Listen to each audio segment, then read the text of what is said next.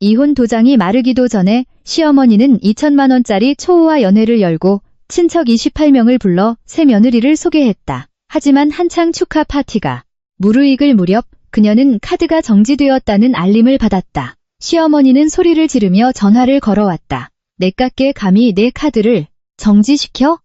나는 차갑게 코웃음을 치며 딱 한마디를 던졌다. 그녀는 연회장을 내팽개치고 사색이 되어 집으로 달려가야만 했다. 이혼 증명서의 마지막 서명이 남겨진 순간 나는 안도의 한숨 소리를 들었다. 내 한숨이 아니라 방금 공식적으로 나의 전남편이 된 남자 지훈의 한숨이었다. 3년간의 결혼 생활은 법정에서의 짧은 15분 만에 끝이 났다. 판사가 나무망치를 두드리는 소리가 마른 나뭇가지가 부러지는 소리처럼 건조하게 법정 안에 울려 퍼졌다. 지훈은 자신의 서류를 낚아채듯 집어들었다. 그는 나를 쳐다보지도 않았다. 내가 마음을 바꿀까봐, 자신이 붙잡힐까봐, 혹은 자신의 소중한 인생을 단 1초라도 더 허비할까봐 두려운 사람처럼 서둘러 문을 향해 뛰쳐나갔다. 나는 뒤돌아보지 않았다. 천천히 서류를 챙겨 낡은 가방 안에 넣었다. 나는 누구의 도움도 없이 혼자 법원 문을 나섰다. 정문을 나서자마자 한낮의 태양빛이 눈을 찔러 살짝 비틀거렸다.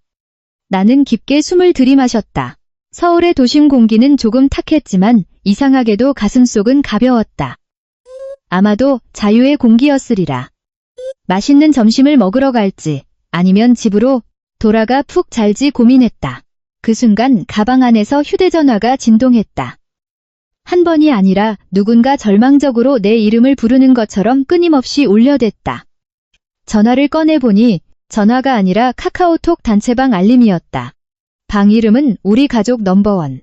참으로 아이러니한 이름이었다.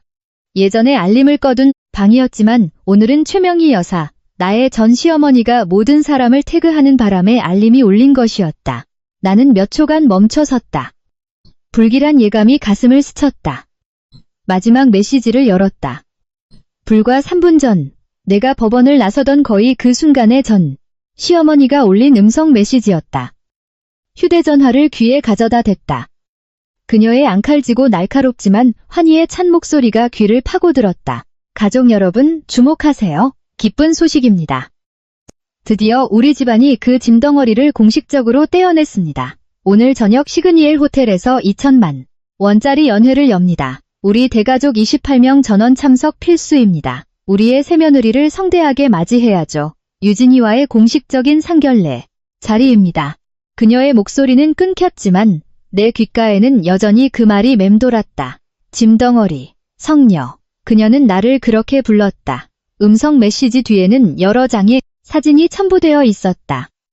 첫 번째 사진은 최 여사가 행복에 겨운 미소를 지으며 젊고 예쁜 여자의 허리를 감싸 안고 있는 모습이었다. 유진이었다. 언젠가 지훈의 휴대전화에서 우연히 보았던 그 이름. 두 번째 사진은 결제 금액 0. 영원히 선명하게 찍힌 호텔 연회장 예약 확인 캡처본. 마지막 사진은 오늘 저녁 축하 파티를 위해 꽃과 촛불로 화려하게 장식된 테이블 사진이었다. 나는 지나가는 사람들 틈에 못 박힌 듯 서 있었다. 태양은 여전히 눈부셨지만 뼛속까지 한기가 스며들었다. 그들은 단순히 이 순간을 기다린 게 아니라 미리 파티를 준비해두고 있었던 것이다. 나의 퇴출을 축하하고 새 며느리를 환영하는 파티. 28명의 대가족. 그 28명 모두가 이 사실을 알고 있었고 내가 쫓겨나는 것을 축하하기 위해 2천만 원짜리 연회를 목 빠지게 기다리고 있었던 것이다. 눈물은 나지 않았다. 그저 목이 마르고 쓴맛이 났다. 지난 3년 동안 나는 그들에게 그저 짐덩어리였을 뿐이었다.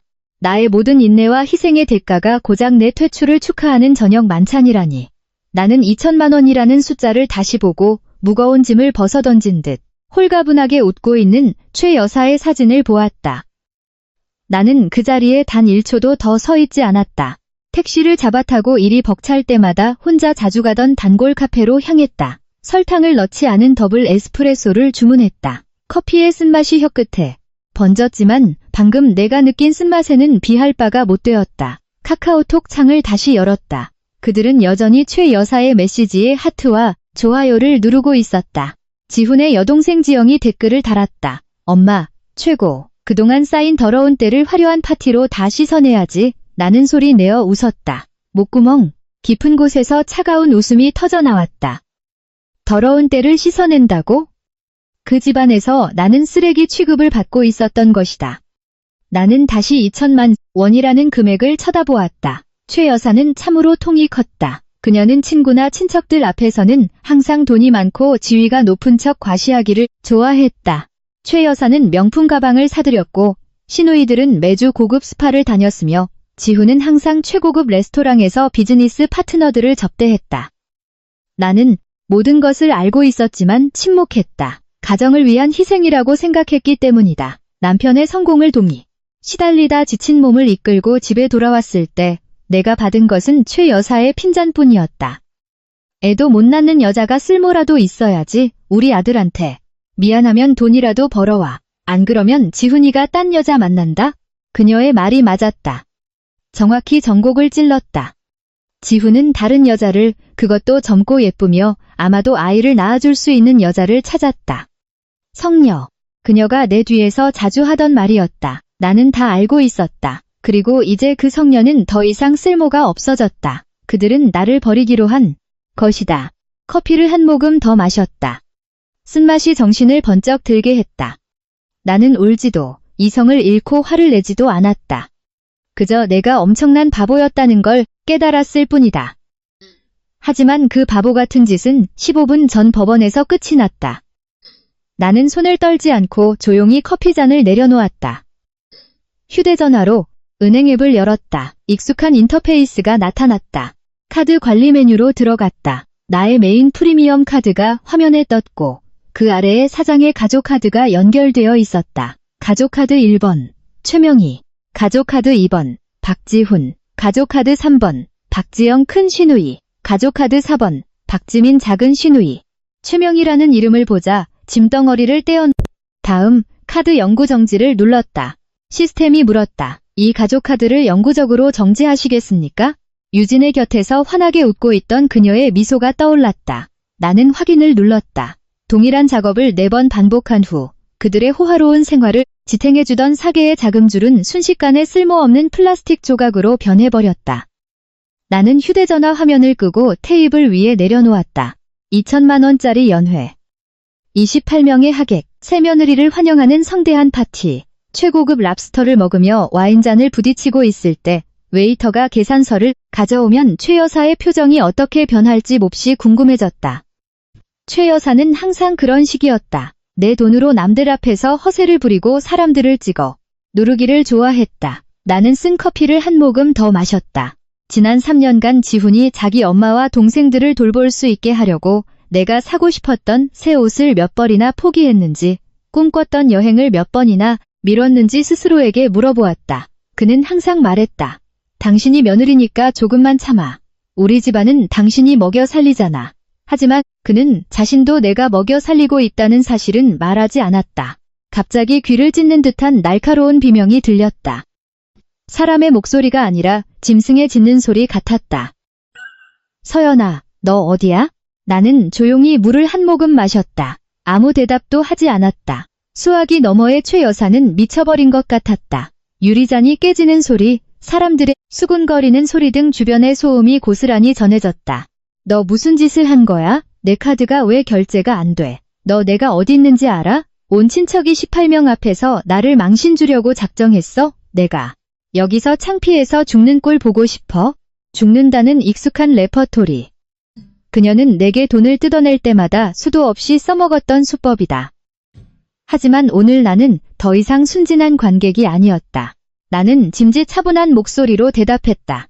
저는 아무 짓도 안 했는데요. 그냥 제 카드를 정지시켰을 뿐이에요. 무슨 일 있으세요? 어머니, 나는 일부러 어머니라는 단어에 힘을 주어 말했다. 그녀는 몇 초간 숨을 멈추더니 이내 더 끔찍한 욕설을 퍼붓기 시작했다. 나는 그 장면을 생생하게 머릿속에 그릴 수 있었다. 28쌍의 친척들의 눈이 그녀를 향해 있을 것이고 5성급 호텔의 매니저들은 팔짱을 낀 채 결제를 기다리고 있을 것이다. 내 돈으로 평생 쌓아 올린 그녀의 체면이 산산조각 나는 순간이었다. 네가 감히 내 카드를 정지시켜. 그녀가 울부짖었다. 그건 단순한 질문이 아니라 자신의 소유물이 갑자기 통제를 벗어난 것에 대한 격분이자 분노였다. 나는 소리내어 웃었다. 조용하지만 조롱이 가득 섞인 웃음이었다. 참 이상한 질문을 하시네요. 최명희 여사님. 그 카드 명의는 접니다. 제가 제 카드를 정지할 권리는 당연히 있죠. 새며느리를 환영하려고 예약한 연회라면서요? 왜 제가 그 돈을 내야 하죠? 내가 그녀의 이름 석자를 부르자 지난 3년 만에 처음으로 수화기 너머에 침묵이 흘렀다. 그녀의 고함보다 더 무서운 침묵이었다. 나는 그녀가 내가 더 이상 예전의 그 순종적이고 참을성 많던 며느리가 아니라는 걸 깨달았다는 걸 알 수 있었다. 거친 숨소리와 훌쩍이는 소리가 들리더니 지훈의 목소리가 끼어들었다. 엄마, 엄마 진정해. 엄마, 그리고 다시 터져나온 최 여사의 비명. 아이고, 나 혈압 올라 죽는다. 사람 살려. 나는 전화를 끊어버렸다. 그 지겨운 연극을 더 이상 듣고 싶지 않았다. 커피의 쓴맛은 사라졌지만 목구멍에는 여전히 불쾌한 기운이 남아있었다. 웨이터를 불러 계산을 마쳤다. 2천만 원짜리 연회의 후폭풍. 이제 진짜 쇼가 시작될 참이었다. 서연아, 너 대체 무슨 미친 짓을 하는 거야? 지훈의 목소리에는 짜증과 답답함이 가득했다. 그는 최 여사처럼 패닉에 빠지지는 않았다. 단지 불쾌해할 뿐이었다. 그는 여전히 내가 어린애처럼 투정을 부리고 삐친 거라고 생각했다. 무슨 짓이냐고? 우리 엄마가 호텔 로비에서 쓰러졌어. 당장 카드 정지 풀어. 일 복잡하게 만들지 마. 나 지금 손님들 모시고 있어서 바빠. 손님들? 내가 되물었다. 아, 친척 28명은 손님이고 유진이는 귀빈이시구나. 지훈이 소리를 질렀다. 너 그딴 식으로 비꼬지 마. 원하는 게 뭐야? 돈? 알았어, 내일 줄게. 그러니까 당장 카드 정지 풀어. 나 망신 주지. 마. 나는 비웃었다. 이 순간조차 그는 내가 돈 때문에 이러는 줄 알았다. 그는 돈으로 나를 통제할 수 있다고 착각했다. 지난 3년간 내가 그해온 가족을 부양했던 것처럼 그는 여전히 내가 자신을 미치도록 사랑해서 돈을 대준 거라고 믿고 있었다. 박지훈. 내 목소리는 어떤 감정도 없이 차갑게 가라앉았다. 나는 더 이상 그를 존대하거나 다정하게 부르지 않았다. 내가 가족카드 사장다. 정지시켰어. 4명의 카드니까 내 맘대로 한 거야. 최 여사에게 했던 말을 그대로 돌려주었다. 수화기 너머로 들리던 음악 소리가 멈췄다. 지훈이 입을 다물었다. 내 목소리의 변화를 눈치챈 모양이었다. 너 방금 뭐라고 했어? 카드 정지시켰다고. 2천만 원짜리 파티값은 너랑 내 새 마누라가 알아서 내. 아, 참. 나는 침묵이 더 깊어지도록 잠시 뜸을 들였다. 아마 내일쯤이면 네가 나한테 다시 전화해서 집은 왜 내놨냐고 묻게 될 텐데. 날씨를 묻듯 가볍게 던진 말이었지만 나는 그 말의 무게를 알고 있었다. 전화기 너머의 지훈은 굳어버렸고 이내 경멸과 무시가 가득 찬 억지 웃음을 터뜨렸다. 너 진짜 미쳤냐? 누굴 협박해? 그 집이 어떤 집인데? 그는 말을 잇지 못하고 더듬거렸다. 너 진짜 노처녀 히스테리 부리냐? 다신 전화하지 마. 귀찮게 굴지 말고. 그는 전화를 끊었다. 나는 까맣게 꺼진 화면을 바라보았다. 그는 여전히 내가 겁을 주는 거라고 생각했다. 내가 미쳤다고 생각했다. 믿지 않는 것이다. 아주 좋았다. 최 여사가 동네 사람들에게 우리 아들 집이라고 자랑스레 떠벌리고 다니던 그 강남의 최고급 주상복합 아파트는 사실 100% 내 명의였다. 결혼 전 우리 부모님이 내게 증여해 주신 재산이었다. 그들은 그저 내 집에 얹혀 살고 있었을 뿐이다. 그리고 이제 진짜 주인이 자신의 재산을 돌려받을 때가 왔다. 그는 내가 미쳤다고 생각하지만 내일이면 누가 진짜 미치광이인지 알게 될 것이다. 나는 내 명의의 그 아파트로 가지 않았다. 최 여사의 잔소리와 지훈의 무관심으로 가득 찬 그곳으로 돌아가고 싶지 않았다. 나는 한 달 전 몰래 구해둔 작은 오피스텔로 향했다. 아무도 모르는 곳, 이 나를 위해 오래전부터 준비해둔 장소였다. 노트북을 열었다. 화면의 빛이 내 차분한 얼굴을 비췄다. 지훈은 내가 겁을 준다고 생각하고 최 여사는 내가 삐쳤다고 생각한다. 그들은 나의 침묵에 익숙해져 있었다. 내가 그저 돈 찍어내는 기계이자 반항할 줄 모르는 조용한 그림자, 짐덩어리라고 착각했다. 그들은 틀렸다. 나의 침묵은 복종이 아니라 정보 수집의 시간이었다. 나는 소셜미디어를 열었다. 내 개인 계정이 아니라 작은 소문도 태풍으로 번질 수 있는 국내 최대의 온라인 커뮤니티 네이트판에 접속했다. 구구절절 길게 쓰지도 욕을 하거나 감정에 호소하지도 않았다. 그저 솔직한 리뷰 형식을 빌려 글을 썼다. 제목, 이혼 기념 2천만 원짜리 5성급 호텔 파티. 결제는 쫓겨난 전처의 카드로? 안녕하세요. 오늘 저는 아주 기막힌 경험을 했습니다. 오후 3시에 공식적으로 협의 이혼을 마쳤습니다. 그런데 3시 3분, 전 시어머니에게서 카톡을 받았습니다. 친척 28명을 태그하고 우리 집안의 더러운 때인 저를 씻어내기 위해, 그리고 제 전남편과 오래전부터 바람을 피운 상간녀 유진을 환영하기 위해 5성급 호텔에서 2천만 원짜리 연회를 연다는 내용이었습니다. 가장 재미있는 부분은 그 2천만 원짜리 연회가 제 명의로 발급해드린 가족카드로 예약되었다는 겁니다. 제가 3년 동안 시댁의 생활비로 쓰라고 드린 카드였죠. 웃어야 할지 울어야 할지 모르겠습니다. 일단 카드는 정지시켰는데 제 불행을 안주 삼아 즐겁게 파티를 즐기고 있어 그 28명이 2천만 원이라는 계산서를 어떻게 처리할지 정말 궁금해지네요. 먹튀를 할까요? 아니면 새며느리를 볼모로 잡아둘까요? 파티는 축하드리지만 현금을 챙겨가지 않으셨다면 참 유감이네요. 글을 다 쓴 후 나는 깊게 숨을 내쉬었다. 그리고 3가지 증거를 첨부했다. 첫째, 최 여사가 가족 단톡방에 올린 메시지 캡처본 짐덩어리를 떼어냈다. 새며느리 환영 28명 2천만 원이라는 단어가 선명했다. 둘째, 내 가족카드 뒷자리 4개가 적힌 은행의 호텔 연회장 예약 결제 알림 캡처본. 셋째, 최 여사가 자랑스럽게 올린 사진 28명의 환한 미소, 그리고 한가운데에서 손을 깍지 끼고 있는 지훈과 유진의 모습. 오타가 없는지 다시 한번 확인한 후 등록 버튼을 눌렀다. 작은 오피스텔에 정적이 흘렀다. 내 심장 뛰는 소리가 들렸다. 떨렸냐고? 두려웠냐고? 아니, 나는 그저 차갑고 통쾌한 해방감만을 느꼈다. 당신들은 체면을 중시하고 과시하길 좋아하고 남 짓밟기를 좋아하지. 좋아. 온 세상이 당신들의 진짜 역겨운 민낯을 보게 해주지. 오래 기다릴 필요도 없었다. 불과 5분 만에 휴대전화가 미친 듯이 진동하기 시작했다. 알림이 쏟아졌다. 작성하신 글에 좋아요 100개가 달렸습니다. 댓글이 50개 달렸습니다. 페이지를 새로 고침했다. 좋아요 500개, 댓글 200개. 헐, 미친, 영화인 줄. 읽다가 혈압 오름. 시어미가 악마다 악마. 5성급 호텔에서 2천만 원 먹튀? 후김없이 기다립니다. 글쓴이님 힘내세요. 카드 정지시킨 건 신의 한 수. 야, 저 상간녀 신상 털자. 혹시 지금 시그니엘 근처에 있는 사람? 가서 저것들 잡혀있는 거 실시간 방송 좀 켜봐. 내 글은 단 15분 만에 실시간 베스트 1위에 올랐다. 무서운 속도로 퍼져나갔다. 나는 노트북을 덮었다. 이제 이 쇼는 나와 지훈의 가족만의 것이 아니었다. 전 국민의 네티즌이 관객이었다. 더 이상 댓글을 읽지 않았다. 캐모마일 차를 끓여 마시며 마음을 진정시켰다. 내가 오늘 밤 저지른 일이 모든 것을 바꿔놓을 것이란 걸 알았다. 돌아갈 길은 없었다. 사실 돌아가고 싶지도 않았다. 내 등 뒤에 다리는 그들 스스로 불태워 버렸으니까. 1시간쯤 지나 폭풍이 조금 가라앉았다고 생각했을 때 다시 휴대전화가 울렸다. 이번엔 예전에 직장에서 같이 일했던 친구의 카톡이었다. 짧은 동영상 하나와 메시지가 와 있었다. 서연아, 이거 내 전남편 시댁 아니야? 지금 인터넷 난리 났어. 떨리는 손으로 동영상을 재생했다. 누군가 휴대전화로 몰래 찍은 듯한 영상이었다. 화질은 약간 흔들리고 흐릿했지만 오디오는 아주 선명했다. 연회장이 아니라 5성급 호텔의 화려한 메인 로비였다. 크리스털 샹들리에 아래 분위기는 폭발일보 직전이었다.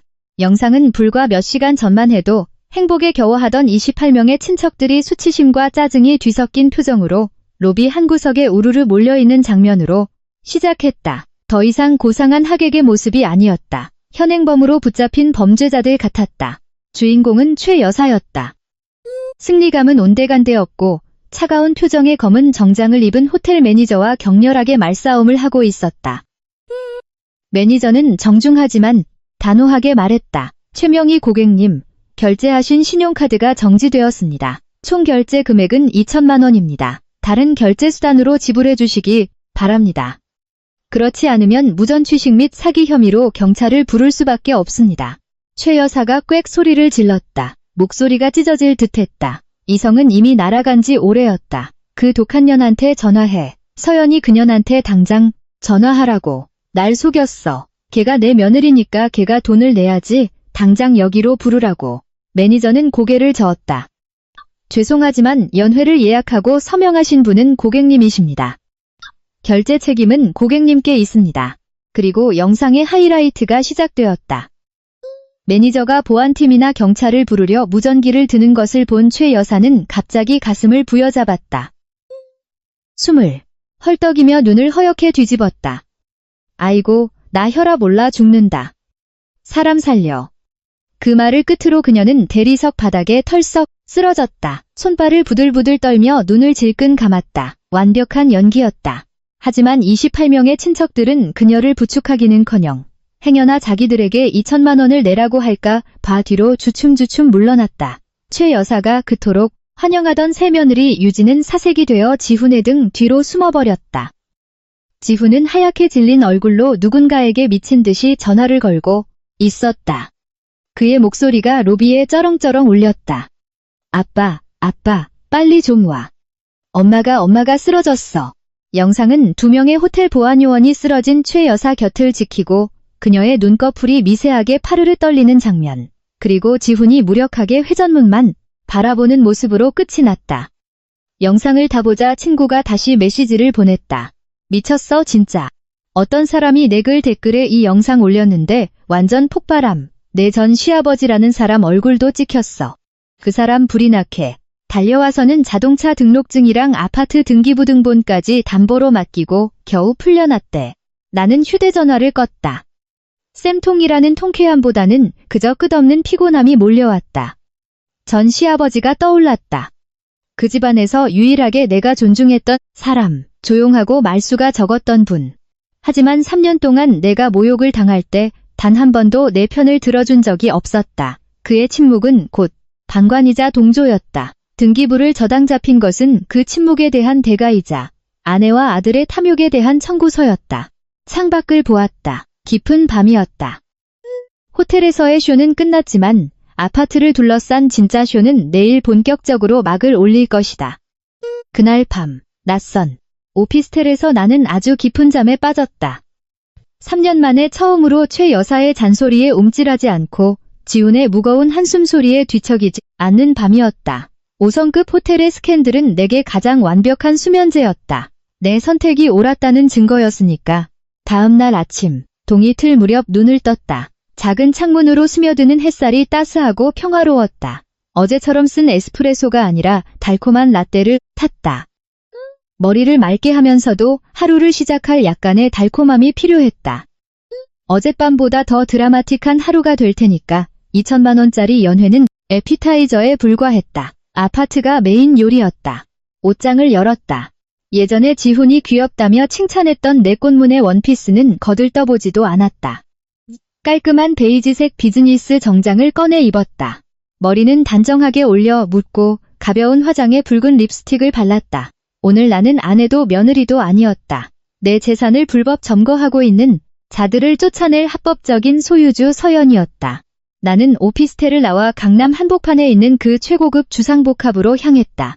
한때 내가 꿈꾸던 보금자리였지만 그 꿈은 산산조각 난 지 오래였다. 부모님께 열쇠를 받았을 때 행복해서 울었던 기억이 난다. 아버지는 말씀하셨다. 우리 딸, 이건 내 든든한 배경이야.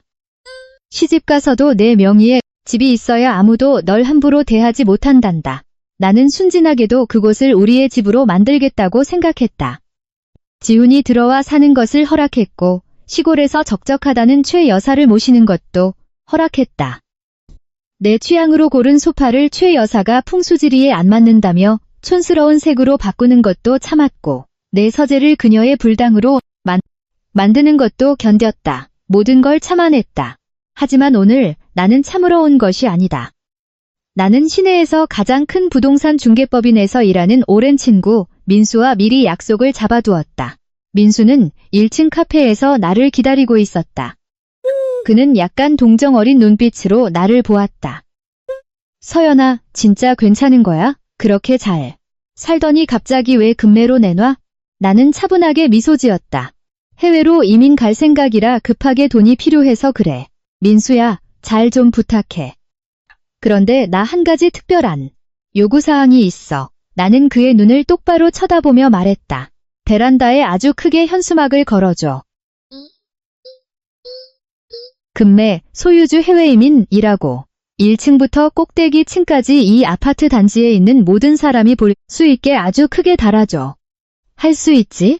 민수는 내 요청에 조금 놀랐지만 그는 프로였다. 고개를 끄덕였다. 그래, 네가 그렇게 결정했다면 걱정 마. 이 위치에 이 가격이면 순식간에 나갈 테니까. 2시간도 채 지나지 않아 민수가 부른 작업팀이 설치를 마쳤다. 15층 베란다에 거대한 붉은색 바탕에 흰 글씨로 금매라고 적힌 현수막이 펄럭였다.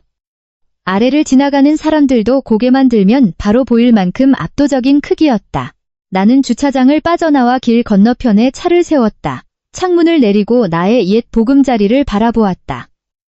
붉은 현수막은 마치 피를 흘리는 상처 같았지만 그건 내 상처가 아니라 그들의 상처였다. 내 상처는 이미 아물어가고 있었다. 휴대전화를 들어 그 붉은 현수막이 선명하게 보이도록 사진을 찍었다.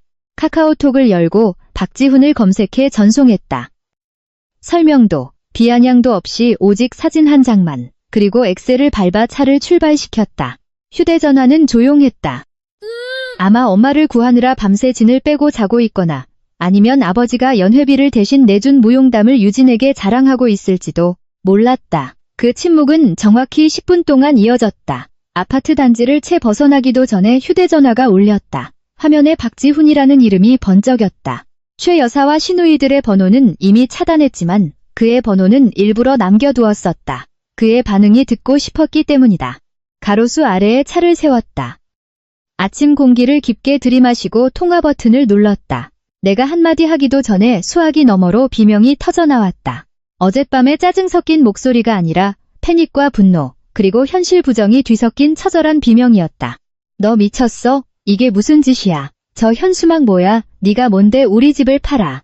나는 휴대전화를 귀에서 살짝 떼었다. 그의 발작이 잦아들기를 기다렸다. 거친 숨소리, 책상을 내리치는 소리, 그리고 곁에서 들리는 유진의 앙칼진 목소리가 들렸다. 자기야, 무슨 일이야? 누가 허락을 해?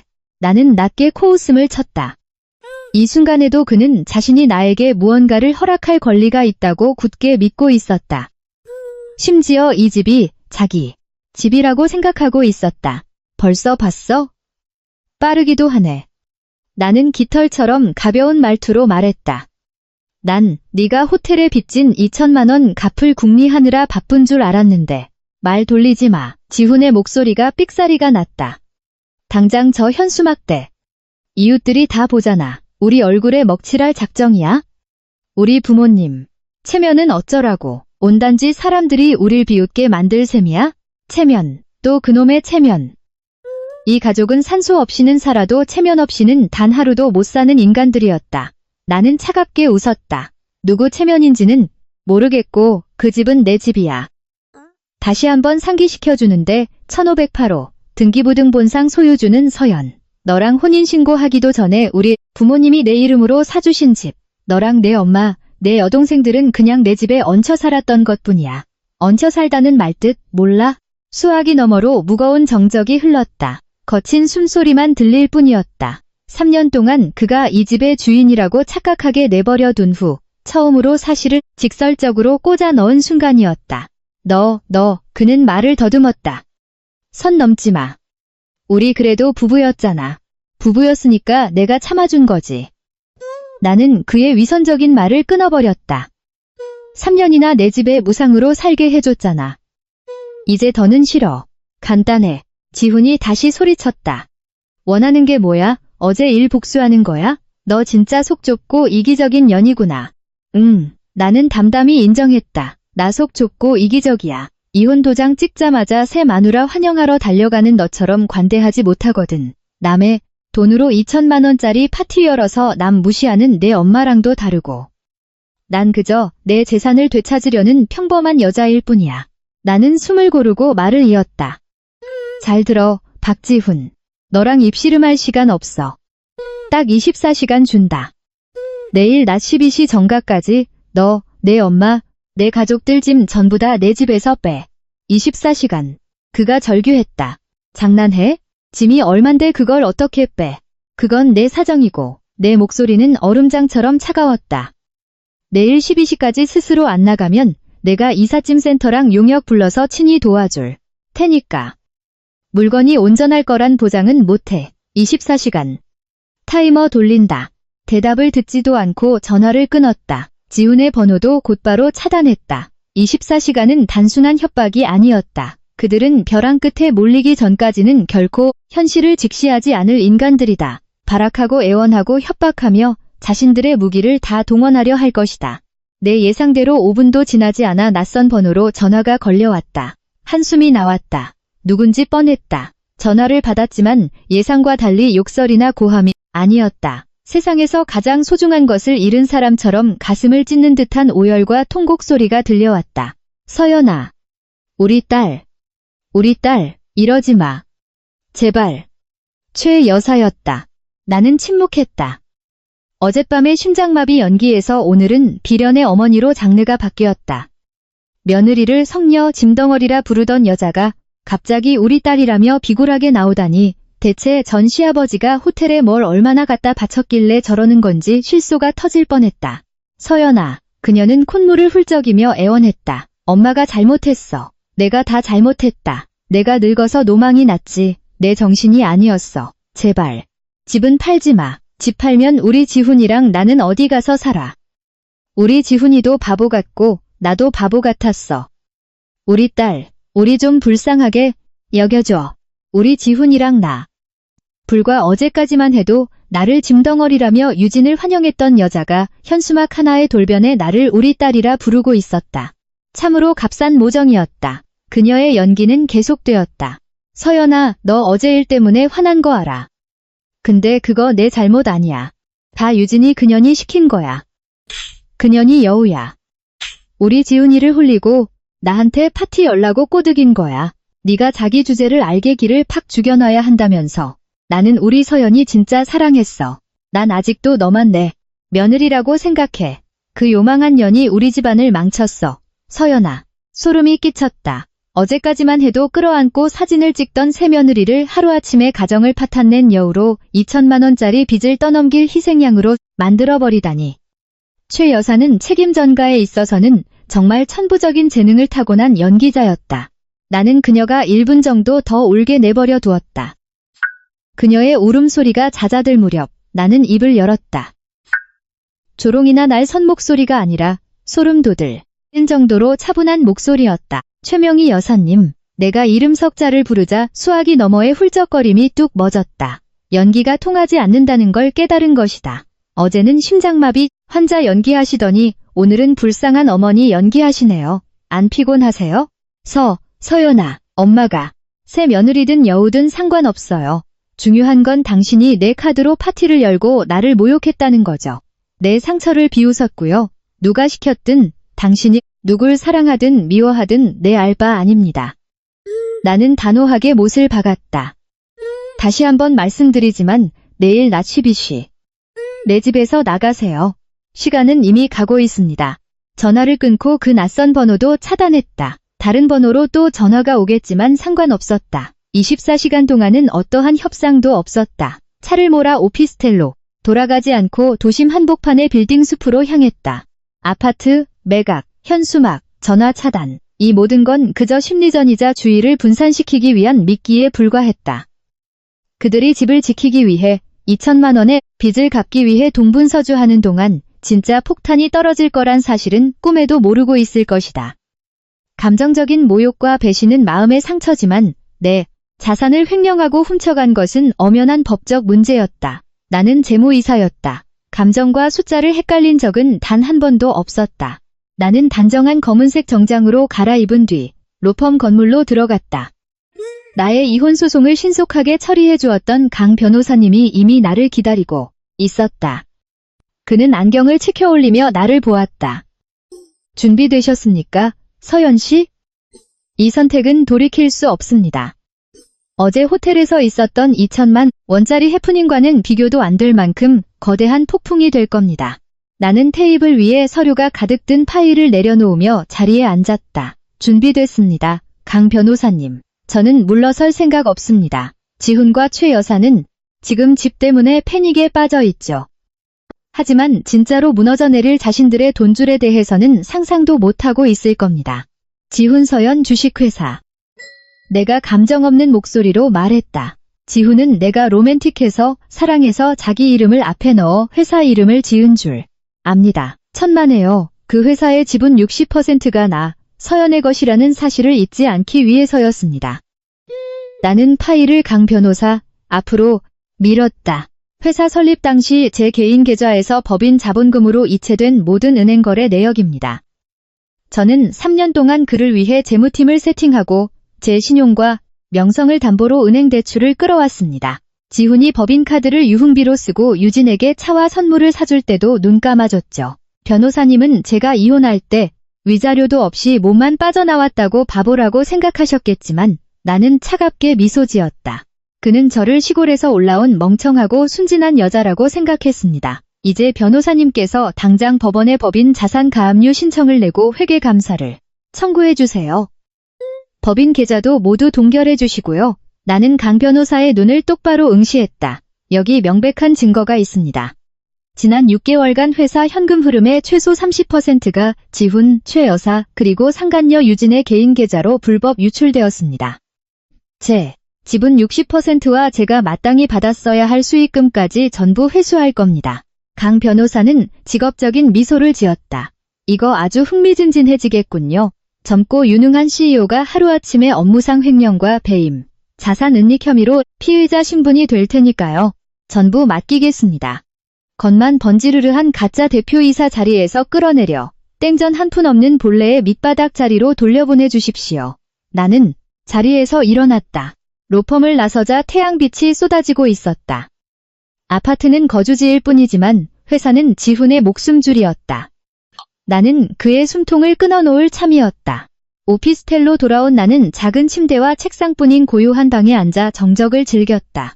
그때 전화가 울렸다. 여보세요? 서연 이사님, 저예요. 목소리의 주인공은 지훈서연 주의 윤 부장이었다. 내가 직접 채용했던 정직하고 유능한 회계 책임자였다. 윤 부장님, 무슨 일이세요? 왜 우세요? 나는 차분하게 물었다. 저 해고당했어요. 이사님, 윤 부장이 엉엉 울음을 터뜨렸다. 가짜 눈물이 아니라 억울함과 절망이 가득 찬 진짜 울음이었다. 진정하시고 말씀해보세요. 지훈 대표가 뭐라고 하던가요? 대표님이 아니라 그 유진이라는 여자요. 오늘 아침에 대표님이 그 여자를 데려와서는 새로운 재무팀장이라고 소개하더라고요. 오자마자 저를 방으로 부르더니 회사 문화랑 안 맞는다면서 한 달치 월급 던져주고 당장 나가라고 했어요. 경력이 15년인데 낙하산으로 들어온 20대 어린 여자한테 개 쫓겨나듯 쫓겨났어요. 대표님은 제가 전처 라인이라서 쳐내야 한댔어요. 내 혈관 속 피가 차갑게 식어내렸다. 전처 라인. 지훈은 내가 생각했던 것보다 훨씬 멍청하고 잔인했다. 윤 부장은 회사의 모든 자금 흐름을 가장 잘 아는 사람인데 그녀를 잘라내다니. 이사님, 저 너무 억울해서 이대로 못 넘어갑니다. 이사님한테 다 보내드릴게요. 제가 혹시 몰라서 대표님 뒤 구린 장부들, 비자금 내역 다 백업해뒀거든요. 윤 부장이 복수심에 불타 말했다. 그게 무슨 말씀이세요? 지훈 대표가 법인 자금 빼돌려서 그 상간녀한테 매달 300만 원씩 생활비로 꽂아준 내역. 법인 돈 현금화해서 상간녀 명품 가방 사주고 7천만 원짜리 외제차 뽑아준 내역. 영수증 싹 다요. 제가 불법이라고 그렇게 말려도 저한테 쌍욕하면서 입 다물라고 했거든요. 제가 다 카톡으로 쏠 테니까 이사님. 이사님이 이거 써서 이사님 목도 찾고 제한도 좀 풀어주세요.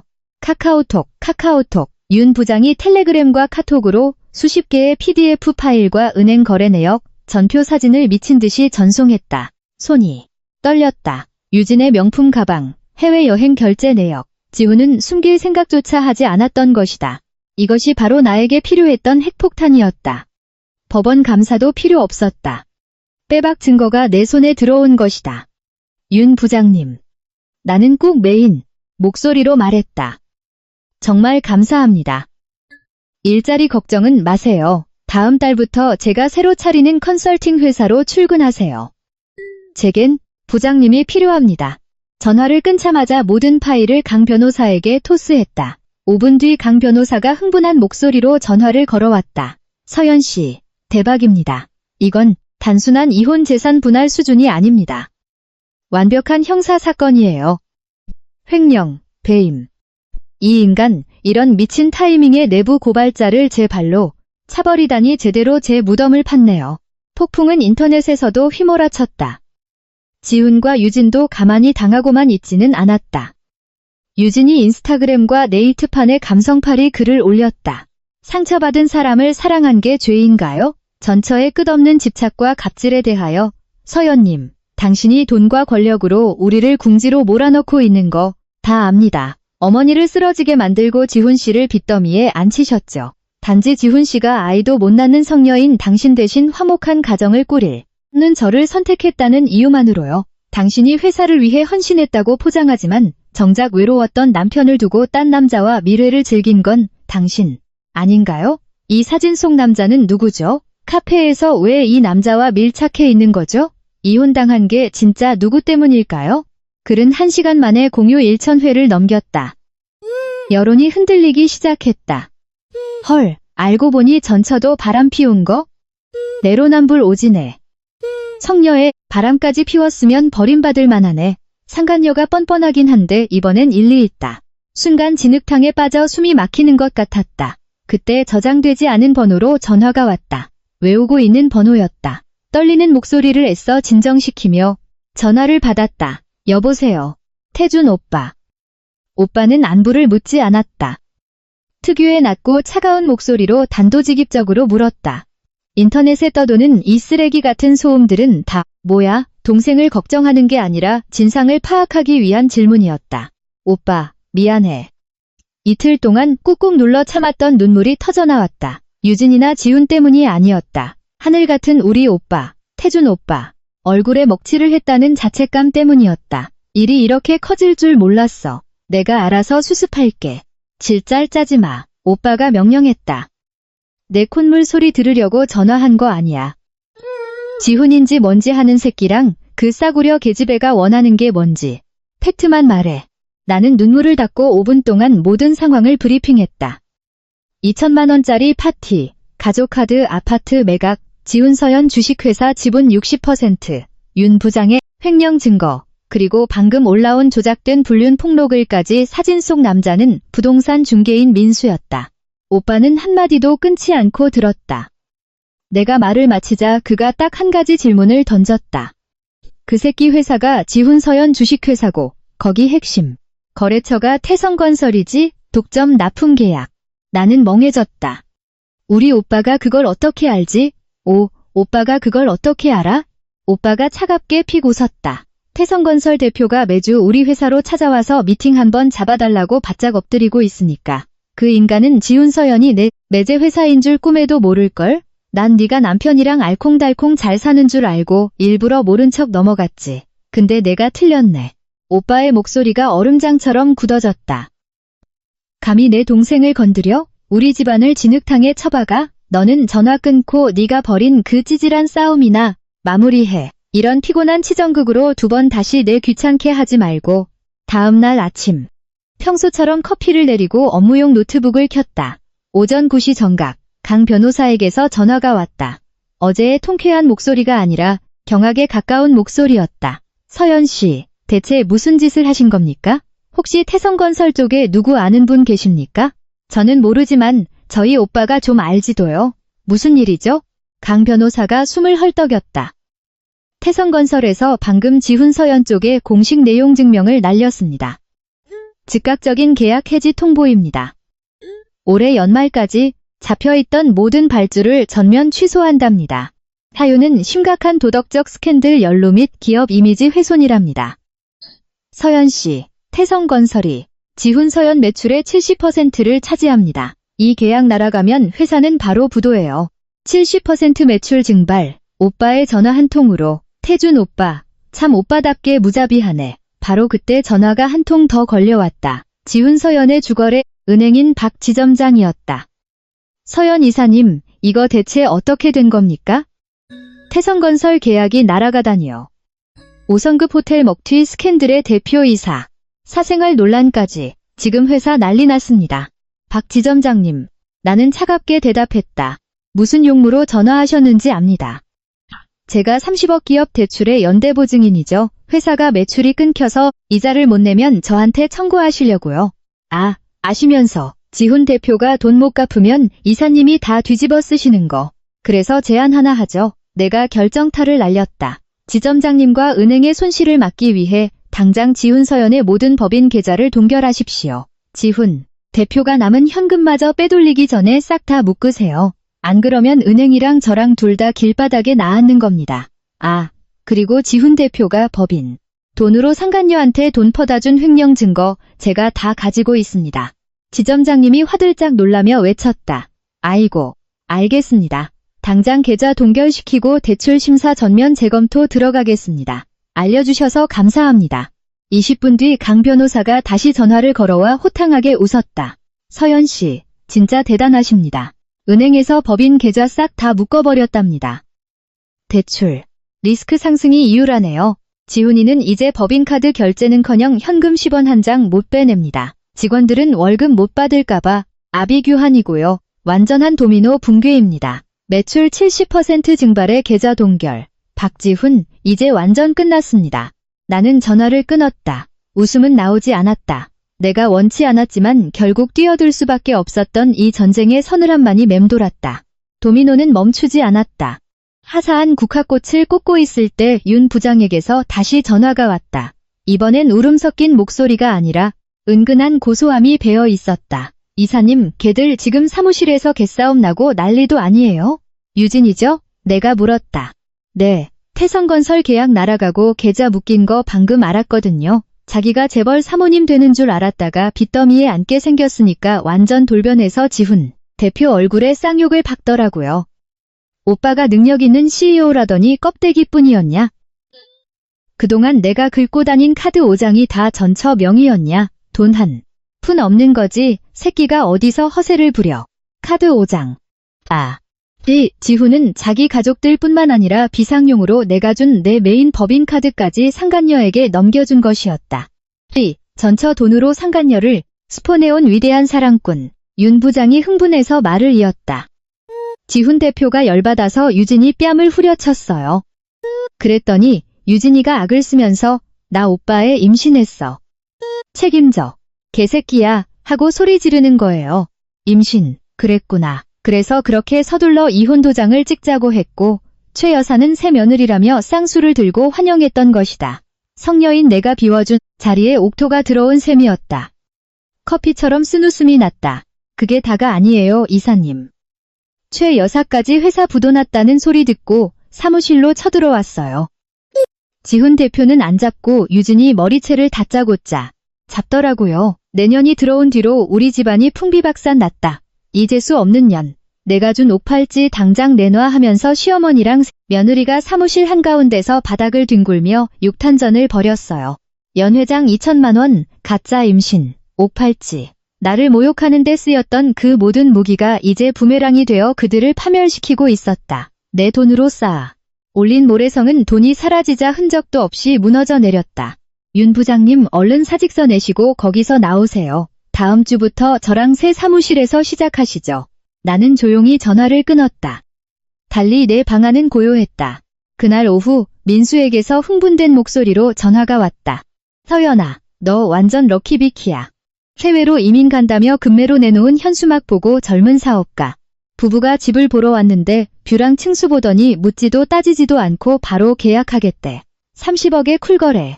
가계약금으로 2억 쐈어. 오늘 저녁에 당장 도장 찍자는데 올 수 있지? 30억. 내 피와 눈물이 서린 그 금빛 감옥. 최 여사의 잔소리와 지훈의 등 돌린 모습이 배어있는 그곳. 나는 일말의 미련도 없었다. 응. 당장 갈게. 강남 테헤란로의 공증사무소. 매수자 부부는 무척 행복해 보였다. 나는 서류에 도장을 찍었다. 30억짜리 내 가장 큰 자산이 내 손을 떠났다. 하지만 아쉬움은커녕 수십 톤의 족쇄를 끊어낸 듯 홀가분했다. 잔금 95%가 바로 내 계좌로 꽂혔고 남은 5%는 명도 집을 비워주는 것. 직후에 받기로 했다. 나는 새 주인 부부, 강 변호사, 그리고 법원 집행관, 사설 경호원 2명, 이삿짐 용역센터 직원들을 대동하고 1508호로 향했다. 말로 쫓아낼 수 있을 거란 순진한 생각은 애초에 하지 않았다. 합법적이고 물리적인 강제 집행이 필요했다. 집행관이 문을 두드렸다. 안에서는 아무런 인기척이 없었다. 경호원이 내가 준 마스터키로 문을 열었다. 집안은 고급스러운 향기 대신 술 냄새와 썩은 음식물 쓰레기 냄새로 진동했다. 거실 한가운데 내가 고른 가죽 소파 위에 지훈이 잠옷 바람으로 넋을 잃고 앉아 있었다. 업수룩한 수염에 퀭한 눈. 유진은 보이지 않았다. 빚쟁이 가짜 재벌인 걸 알고 도망간 게 분명했다. 그때 현관 바닥에서 익숙한 신음소리가 들렸다. 아이고, 나 죽는다. 최 여사였다. 길을 막고 있었다. 내 시체를 밟고 가라. 이 강도 같은 놈들. 여긴 내 아들 집이야. 완벽한 시체놀이. 새 주인 부부는 기겁하며 뒤로 물러섰다. 하지만 나는 눈 하나 깜짝하지 않았다. 집행관에게 고개를 끄덕였다. 진행하시죠. 집행관이 무미건조한 목소리로 강제 퇴거 명령서를 낭독했다. 그러자 덩치 큰 사설 경호원 2명이 다가가 최 여사의 양팔을 붙잡고 번쩍 들어 올렸다. 아악, 이거 놔. 지훈아, 얘네가 엄마 죽인다. 그녀는 발버둥치며 온갖 욕설을 퍼부었지만 경호원들은 그녀를 짐짝처럼 엘리베이터 앞복도 의자에 패대기 쳤다. 집행관이 지훈에게 다가갔다. 박지훈 씨, 자진해서 나가시겠습니까? 아니면 저희가 끌어내 드릴까요? 지훈이 천천히 고개를 들었다.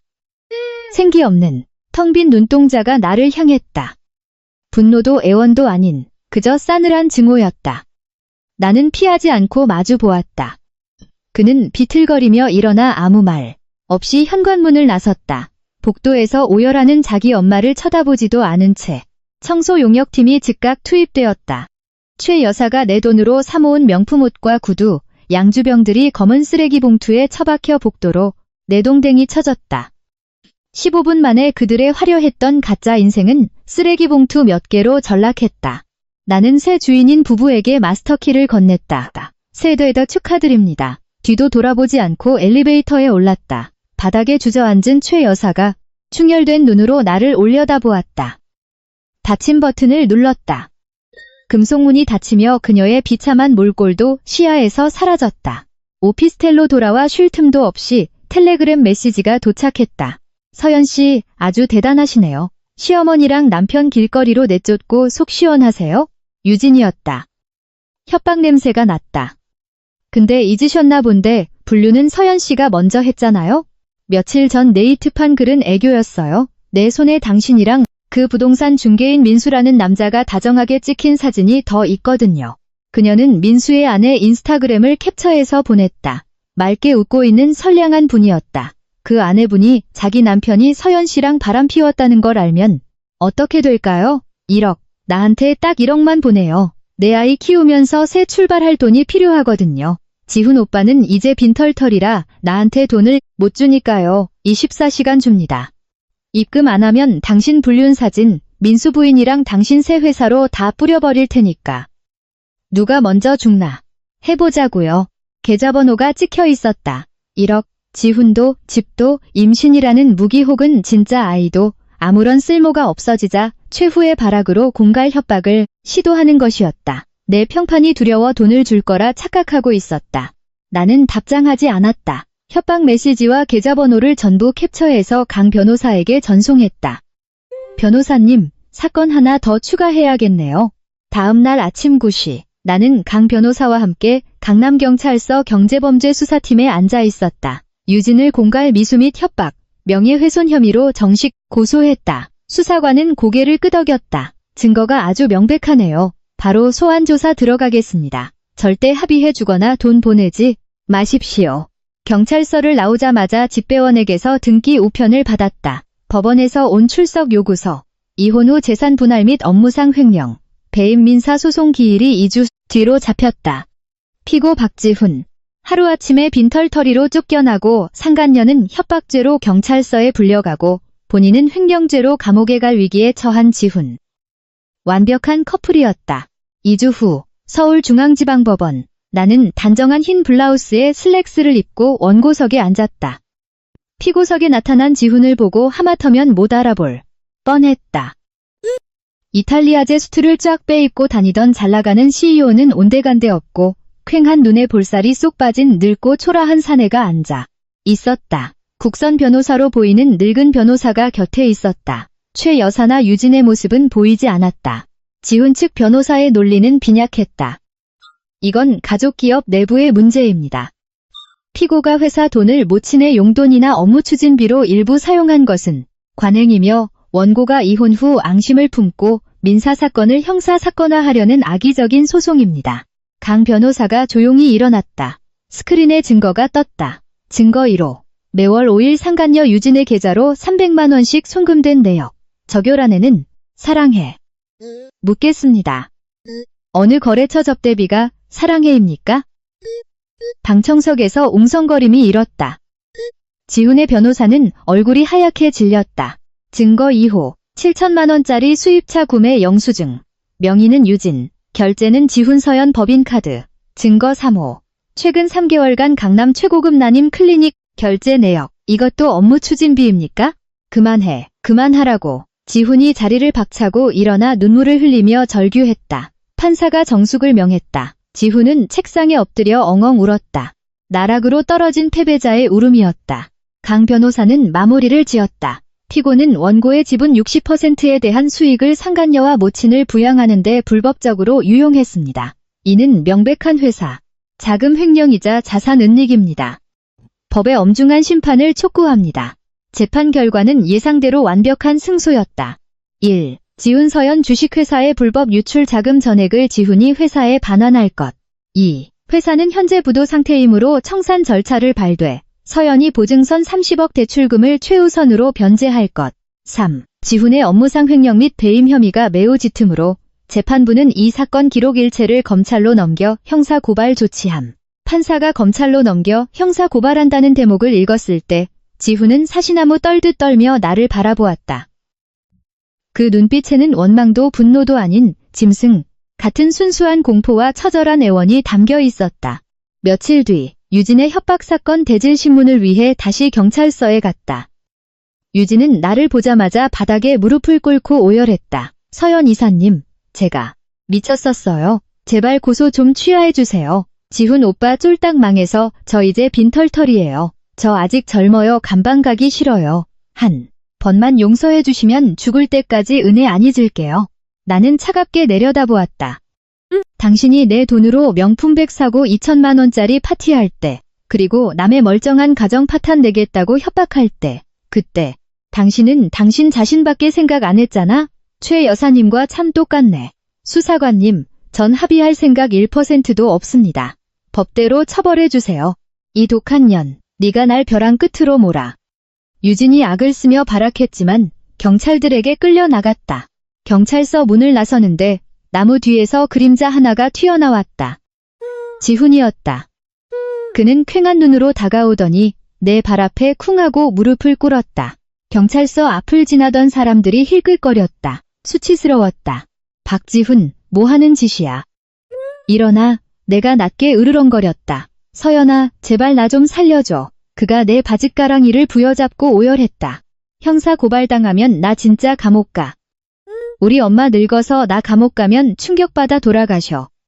제발 소송 좀 취하해줘. 내가 막노동을 해서라도 평생 갚을게. 우리 3년 부부정을 생각해서라도. 3년 부부의 정? 내 피땀 어린 돈을 훔쳐 상간녀 배를 불리고 시어머니가 나를 성녀라 모욕할 때 방관하다가 결국 나를 내쫓았던 그 3년? 나는 그의 손을 뿌리치고 허리를 숙여 그의 충혈된 눈을 똑바로 응시했다. 내 목소리는 소름 돋도록 평온했다. 박지훈, 너 나한테 청혼할 때도 그 1508호에서 무릎 꿇고 말했었지. 평생 나 지켜주겠다고. 근데 넌 내 엄마가 날 짐덩어리 취급할 때, 내 돈으로 다른 여자 임신시킬 때 어떻게 했지? 네가 지금 무릎 꿇고 비는 건 내게 미안해서가 아니야. 그냥 네가 감옥에 가는 게 무서워서지. 내 자유를 3년이나 뺏어간 대가를 이제 치를 차례야. 내 엄마도 방관의 대가가 뭔지 뼈저리게 느끼게 될 거고. 나는 뒤돌아섰다. 서연아, 제발 가지마. 서연아. 그의 처절한 절규가 등 뒤에서 울렸지만 나는 단 한 번도 뒤돌아보지 않았다. 새로 차린 컨설팅 회사의 작은 사무실. 윤 부장이 내게 갓 내린 커피를 건넸다. 이사님, 우리 첫 달 매출이 꽤 괜찮아요. 우리는 마주보며 환하게 웃었다. 도둑놈도 잔소리꾼도 없는 평화로운 일상이었다. 반년 후 강 변호사에게서 모든 법적 절차가 끝났다는 전화가 왔다. 유진은 협박 및 명예훼손으로 징역 1년 6개월, 집행유예 3년을 선고받았다. 평생 빨간 줄을 달고 살게 된 것이다. 지후는 회사 돈 횡령 및 배임으로 결국 징역 2년의 실형을 선고받고 구속 수감되었다고 했다. 가장 불쌍한 건 전 시아버지였다. 빚잔치를 하느라 평생 일군 본가마저 넘어가고 월세방으로 쫓겨났다고 했다. 수고하셨습니다. 강 변호사님, 정말 감사합니다. 전화를 끊고 창밖을 보았다. 노란 은행잎이 흩날리는 가을이었다. 인과응보는 정말 누구도 비껴가지 않는다. 비가 부슬부슬 내리는 늦가을 저녁. 퇴근길 신호대기 중 버스 정류장 처마 밑에서 비를 피하는 사람들을 무심코 바라보다 심장이 덜컥 내려앉았다. 최명희 여사였다. 실크 옷을 휘감고 거만을 떨던 사모님은 온데간데 없고 허름한 겉옷을 입고 초라하게 굽은 등을 한노파가 멍하니 비 내리는 허공을 응시하고 있었다. 눈물이 왈칵 쏟아졌다. 그녀가 불쌍해서도 통쾌해서도 아니었다. 그저 내 인생을 핥히고 지나갔던 그 끔찍한 악몽이, 이 진흙탕 싸움이 마침내 진정으로 끝났다는 해방감 때문이었다. 나는 그녀를 비웃거나 조롱하고 싶지 않았다. 더 이상 미움도 증오도 없었다. 그저 내 인생을 지나간 타인일 뿐. 그들은 각자의 죗값을 치렀다. 최 여사는 평생의 자랑이던 아들과 집을 잃은 외로움으로, 지후는 감옥의 철창으로, 유진은 전과자라는 낙인으로. 나 역시 내 20대 후반의 3년이라는 청춘으로 그 대가를 치렀다. 하지만 그들과 나의 차이점은 내겐 찬란한 내일이 있다는 것이다. 신호가 초록불로 바뀌었다. 엑셀을 밟아 빗속을 뚫고 앞으로 나아갔다. 백미러 속 최 여사의 모습은 빗물에 번져인해 보이지 않게 되었다. 먹구름 너머로 지는 태양빛이 서울의 빌딩 숲을 따스하게 비추고 있었다. 폭풍이 지나간 후의 무지개처럼 나의 새로운 진짜 인생이 막 시작되고 있었다.